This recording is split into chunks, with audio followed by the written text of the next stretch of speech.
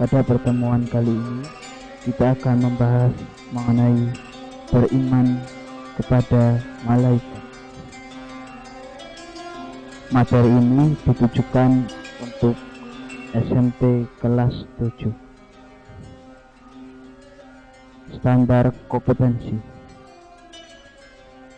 meningkatkan keimanan kepada malaikat Allah Subhanahu wa ta'ala.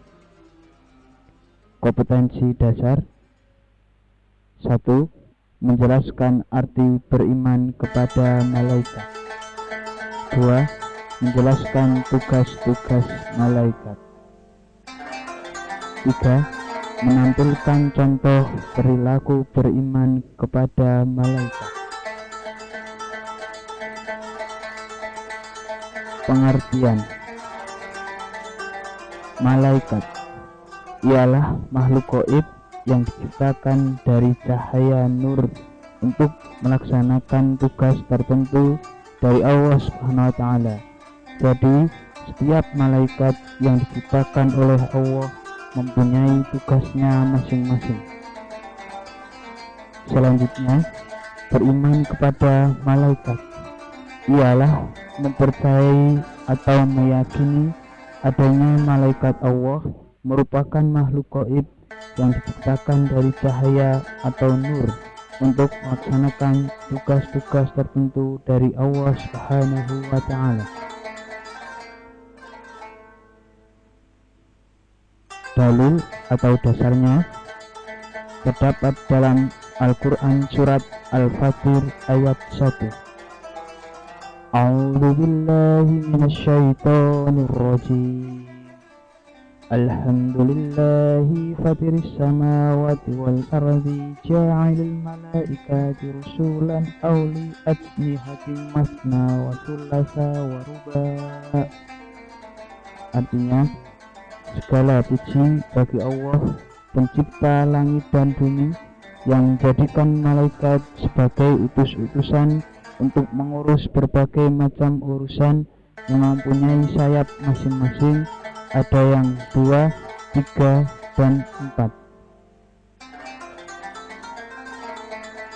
Sifat-sifat malaikat: yang pertama ialah makhluk gaib yang diciptakan dari nur atau cahaya.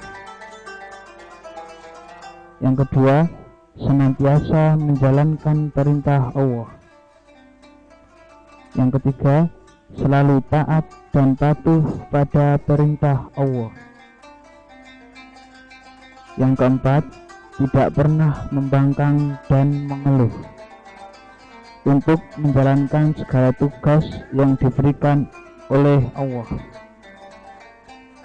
Yang kelima, bisa berubah wujud seperti yang dikehendaki. Hal ini contohnya ketika malaikat ingin menemui Nabi, maka biasanya malaikat akan berubah wujudnya menjadi seperti manusia. Yang keenam, tidak berjenis kelamin laki-laki maupun wanita. Jadi malaikat tidak sama seperti manusia atau jin.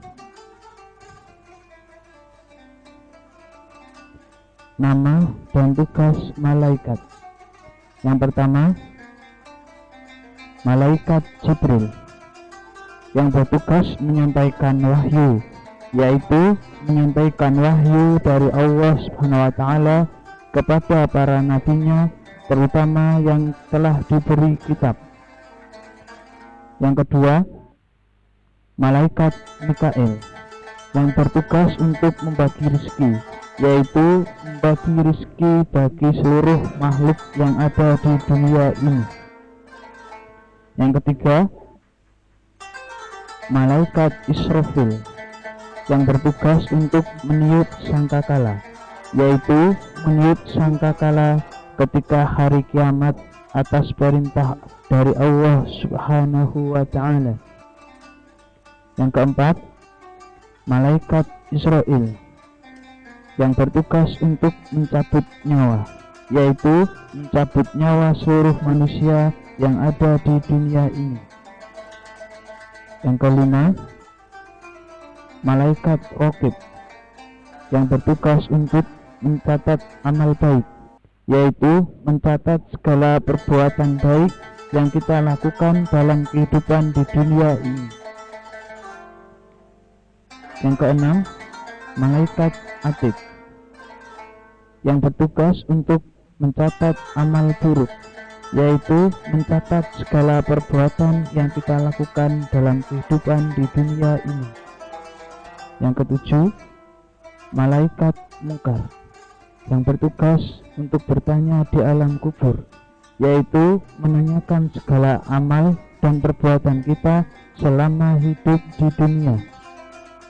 Yang kedelapan, malaikat nakir yang bertugas untuk bertanya di alam kubur, yaitu sama seperti tugasnya dengan malaikat mungkar untuk menanyakan segala amal perbuatan yang kita lakukan di dunia ini. Yang kesembilan, malaikat malik yang bertugas untuk menjaga pintu neraka, yaitu menjaga pintu neraka sampai datangnya hari kiamat. Yang terakhir atau yang ke-10, malaikat Ridwan yang bertugas untuk menjaga pintu surga, yaitu menjaga pintu surga sampai datangnya hari kiamat.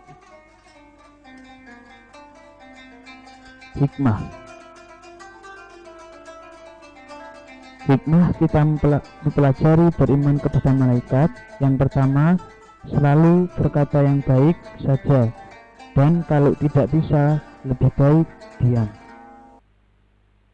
Yang kedua, berperilaku senantiasa yang mendatangkan manfaat bagi diri sendiri dan orang lain. Yang ketiga, selalu membantu dan saling menguatkan dalam hal yang positif yang diridhai Allah Subhanahu wa Ta'ala. Yang keempat, senantiasa bersyukur ketika mendapat nikmat dan bersabar ketika mendapat musibah dan cobaan. Yang kelima, akan selalu memuliakan malaikat dan merasa malu kalau berbuat dosa. Referensi atau sumber. Yang pertama, materi tersebut bersumber dari buku Pendidikan Agama Islam SMP kelas 7 yang ditulis oleh Muhammad Ahsan tahun 2008 dan diterbitkan oleh Percetakan ESIS di Jakarta. Kemudian yang kedua, dari buku Pendidikan Agama Islam SMP kelas 7 yang ditulis oleh Baik Haki Anang tahun 2007 dan diterbitkan oleh Percetakan Lubuk Agung di Bandung. Sekian yang dapat kami sampaikan pada pertemuan kali ini, dan kami ucapkan terima kasih. Salam kami, nama Priyono, Pendidikan Universitas Muhammadiyah Magelang, Fakultas dan Prodi Fakultas Agama Islam, Prodi Pendidikan Agama Islam semester 6. Nomor HP 085 643 031 275. Email priyonosaja92@gmail.com. Moto kami, hidup adalah perjuangan.